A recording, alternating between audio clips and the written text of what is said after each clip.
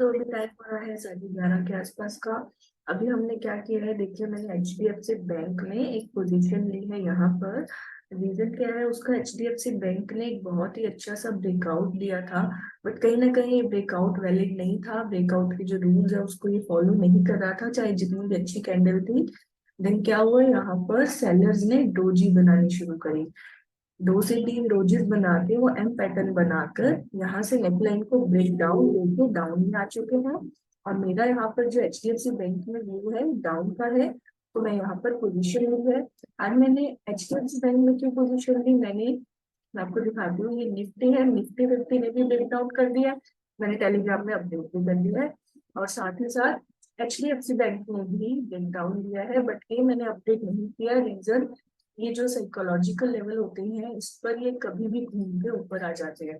तो इसीलिए आज जो है बैंक निफ्टी में मैंने, चाहे यहाँ पर इसने ब्रेक डाउन दिया है, तब भी मैंने यहाँ पे पोजीशन नहीं बनाई। इसकी जगह पे मैंने क्या किया, मैंने HDFC बैंक में बना ली।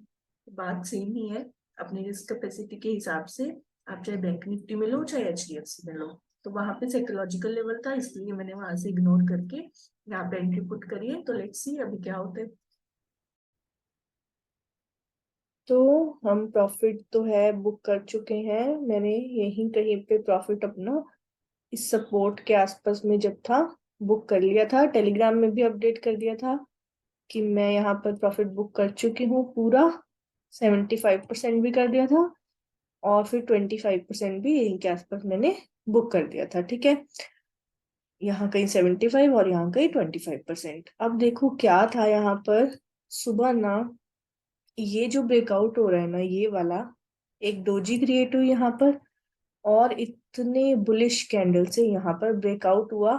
यहाँ पर एक बाइंग की एंट्री HDFC में बनती थी, बट क्यों नहीं ली हमने, ना मैंने टेलीग्राम में बोला ना हमने ली। रीजन क्या था, इसके साथ साथ अगर मैं बाकी देखूं, मैं अगर निफ्टी को साथ में देखूं, ये जो निफ्टी है ये भी सेम कैंडल यहाँ पर बना रही थी, ये भी बुलिश, राइट। HDFC बैंक भी बुलिश।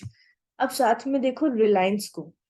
रिलायंस क्या कर रहा था, रिलायंस ने जो है सुबह ब्रेकआउट की बजाय ब्रेक डाउन दिए, राइट। अब HDFC बैंक भी बुलिश था सुबह, निफ्टी भी बुलिश थी, लेकिन रिलायंस जो था वो नेगेटिव था। ये देखिए आप, ये रिलायंस है। रिलायंस जो है वो नेगेटिव था सुबह से ही। उसने इतनी रिजेक्शन वाली ये जो कैंडल बनाई है, यहाँ से साफ पता लग रहा था कि ये डाउन आएगा। तो यहाँ पर रिलायंस अगर डाउन आएगा तो साथ में कौन डाउन आएगा, निफ्टी 50 भी डाउन आएगा, राइट। चाहे इसने ब्रेकआउट दिया फिर भी।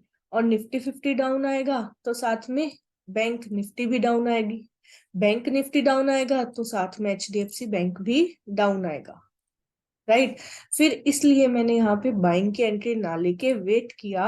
और थोड़ी ही देर बाद यहाँ पर जब ये डोजिस क्रिएट हुई, सेलर्स ने अपनी पावर शो करी और ये इतनी बियरिश कैंडल यहाँ पर फॉर्मेशन हुआ, तो मैंने किसका वेट किया, एक अच्छे प्राइस का। और यहाँ पर अपनी एंट्री पास करी, सेलिंग की, शॉर्ट किया, टेलीग्राम में भी शॉर्ट करवाया। और यहाँ कहीं पर 75% और यहाँ पे 25% बुक भी कर लिया, राइट। अब HDFC बैंक में मैंने क्यों लिया, निफ्टी 50 में भी मैं ले सकती थी, वो भी सेम था। निफ्टी 50 में भी यहाँ पर मैंने बोला था कि जो है, अच्छा, ये ब्रेकआउट फेल हो गया और ये सपोर्ट भी ब्रेक हो गया। और वैसे भी सारे सेंटिमेंट्स जो रिलायंस वगैरह के थे वो भी सेंटिमेंट्स नेगेटिव थे, HDFC बैंक भी नेगेटिव हो गया, तो निफ्टी 50 में भी कंफर्मेशन थी कि ये भी जो है डाउन चला जाएगा। यहाँ कहीं पे अच्छे प्राइस का वेट करके इस स्विंग के ऊपर में ऐसे लगा के डाउन में हम 1:2 1:3 जो भी अपनी रिस्क कैपेसिटी के हिसाब से, पोजीशन साइज के हिसाब से हम ले सकते थे, राइट।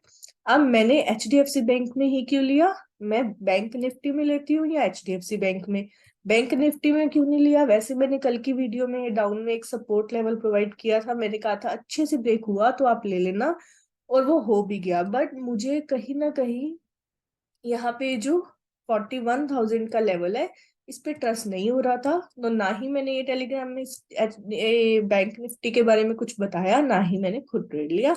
मैंने निफ्टी में लेना था या एचडीएफसी बैंक में, तो मैंने इसमें प्रेफर किया, राइट। अब चाहे बैंक निफ्टी डाउन आ गया, लेकिन क्या हमेशा ऐसा होता है? हमेशा ऐसा नहीं होता। अगर आप रिसेंट में ही देखोगे तो ये जो ब्रेक डाउन हुआ है, कितना बढ़िया से ब्रेक डाउन हुआ है, फिर भी ये यहाँ से एक तरीके से डबल बॉटम बना के ऊपर आ गया। तो यही सिनेरियो यहाँ भी हो सकता था, इसीलिए डाउट वाली सिचुएशन में उस चीज को छोड़ देना चाहिए। ये सिनेरियो क्यों हुआ है? ये सिनेरियो साइकोलॉजिकल नंबर के कारण हुआ है। यहाँ पर, यहाँ कोई सपोर्ट नहीं था, बल्कि ब्रेक हो गया था सपोर्ट, फिर भी साइकोलॉजिकल नंबर के कारण ये वापिस आ गया। तो यहाँ भी आ सकता था, इसलिए हमने एचडीएफसी बैंक में लिया, ना कि बैंक निफ्टी में। ओके।